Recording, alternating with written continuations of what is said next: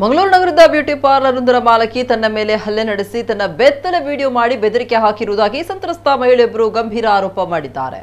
ಪತ್ರಿಕಾಗೋಷ್ಠಿಯಲ್ಲಿ ಮಾತನಾಡಿದ ಆ ಮಹಿಳೆ, ಕಳೆದ 1.5 ತಿಂಗಳ ಹಿಂದೆ ನಗರದ ಹಂಪನಕಟ್ಟೆ ಮತ್ತು ಜ್ಯೋತಿ ಸರ್ಕಲ್ ನಡುವಿನ ಯುನಿಸೆಕ್ಸ್ ಬ್ಯೂಟಿ ಪಾರ್ಲರ್ ಒಂದರಲ್ಲಿ ಬ್ಯೂಟಿಷಿಯನ್ ಆಗಿ ಕೆಲಸಕ್ಕೆ ಸೇರಿಕೊಂಡಿದ್ದೆ.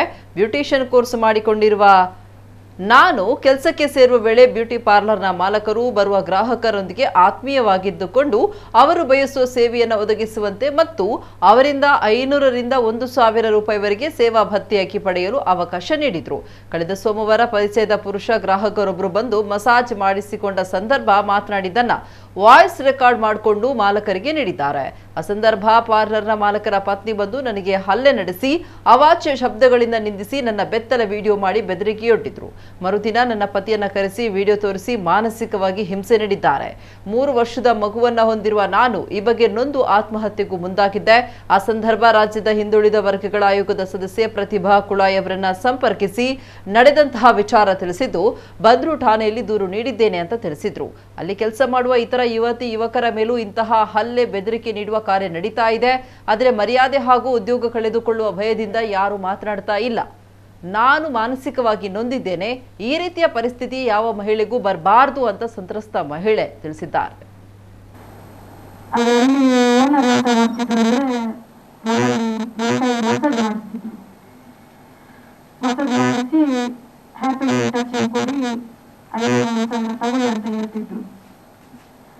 ಅದೇ ಮೊನ್ನೆ ಸೋಮವಾರ ಏನಾಯ್ತು ಅಂತ ಹೇಳಿದ್ರೆ ಅವ್ರದ್ದು ಪರಿಚಯದ ಒಬ್ಬ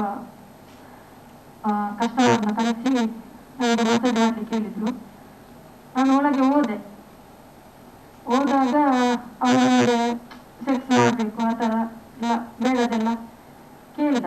ಅದೆಲ್ಲ ಇಲ್ಲ ಸರ್ ಹೇಳಿದೆ. ನಾನು ಹೊರಗಡೆ ಬರ್ಲಿಕ್ಕೆ ಪ್ರಯತ್ನ ಮಾಡಿದೆ, ಆದ್ರೂ ನನಗೆ ಬರ್ಲಿಕ್ಕೆ ಬಿಡ್ಲಿಲ್ಲ. ಅವನು ಏನ್ ಮಾಡ್ತಿದ್ದ ಅಂದ್ರೆ ಕಾಲಲ್ಲಿ ಮಾತಾಡ್ತಿದ್ದ, ಮೆಸೇಜ್ ಮಾಡ್ತಿದ್ದ, ವಾಯ್ಸ್ ರೆಕಾರ್ಡ್ ಮಾಡ್ತಿದ್ದ. ಕಡೆಗೆ ಒಂದು ಮೆಸೇಜ್ ಮಾಡ್ಲಿಕ್ಕೆ ಉಂಟು ಅಂತ ಹೇಳಿದ, ಮೆಸೇಜ್ ಮಾಡಿದ, ಮೊಬೈಲ್ ಇಟ್ಟ. ಅಷ್ಟೊತ್ತಿಗೆ ವಿಪಿನ್ ಭಂಡಾರಿ ಹೆಂಡತಿ, ಅದು ಅವ್ರದ್ದು ಇನ್ನೊಂದು ಸ್ಥಳ ಇದೆ ಹುಗ ಅಂತ, ಅದು ವೆಲೆಂಚದಲ್ಲಿದೆ. ಅವಳು ತೃಪ್ತಿ ಭಂಡಾರಿ ಬಂದ್ಬಿಟ್ಟು ಡೋರ್ ತೆಗೆದು ಕೆನ್ನೆಗೆ 3 ಏಟು ಹೊಡೆದ್ಬಿಟ್ಟು ನಂದು ಅರೆಬೆತ್ತಲ ಫೋಟೋನ ಅವಳು ಫೋಟೋ ತೆಗೆದು ಇದನ್ನು MMS ಮಾಡ್ತೇನೆ, ನಿನ್ನ ಹಸ್ಬೆಂಡ್ಗೆ ತೋರಿಸ್ತೇನೆ, ನೀನು ಕೆಟ್ಟ ಕೆಲಸ ಮಾಡ್ತಿದ್ಯಾ ಅಂತ ನಿಮಗೆ ಟಾರ್ಚರ್ ಮಾಡ್ಲಿಕ್ಕೆ ಶುರು ಮಾಡಿದ್ರು.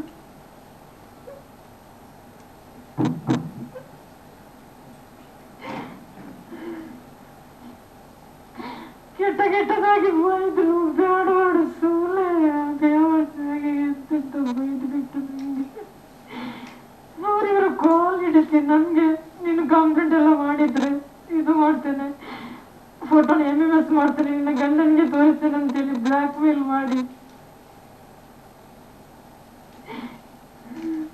ಅಡಿಗೆ ಹಾಕಿ ಎದೆಗೆ ಓದಿತ್ತೇನೆ. ನನಗೆ ಮತ್ತೆ ಹೊರಗಡೆ ಬಂದು ಒಂದು ಕೆನ್ನೆಗೆ ಹೊಡೆದ್ಲು. ಅವಾಗ ನನ್ನ ಮೂಗಲ್ಲಿ ರಕ್ತ ಬಂತು. ಮೇಡಮ್ ಹೊಡಿಬೇಡಿ, ಯಾಕೆ ಹೊಡಿತಿದ್ದೀರಾ, ನನ್ನ ಮೂಗಲ್ಲಿ ರಕ್ತ ಬರ್ತಿದೆ ಅಂದಿದ್ದಕ್ಕೆ ನೀವು ಸತ್ತಿಲ್ಲಲ್ವಾ, ಸತ್ತಾಗ ನಾನು ನೋಡ್ಕೋತೀನಿ ಅಂದ್ಲು. ನನ್ನ ಮೊಬೈಲ್ ತೆಗ್ದಿಟ್ಲು, ಮೊಬೈಲು ಕೊಡ್ಲಿಲ್ಲ ನನಗೆ, ಮನೆಯವ್ರ ಹತ್ರ ಮಾತಾಡ್ಲಿಕ್ಕೂ ಬಿಡ್ಲಿಲ್ಲ. ನನ್ನ ಹಸ್ಬೆಂಡ್ ನಂಬರ್ ಆಮೇಲೆ ಕೇಳಿದ್ರು, ನಾನು ಕೊಟ್ಟೆ.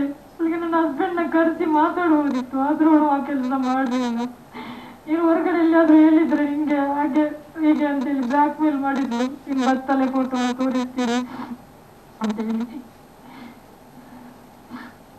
ಕಡೆಗೆ ಮರುದಿವ್ಸ ನನ್ನ ಗಂಡನ್ನ ಕರೆಸಿ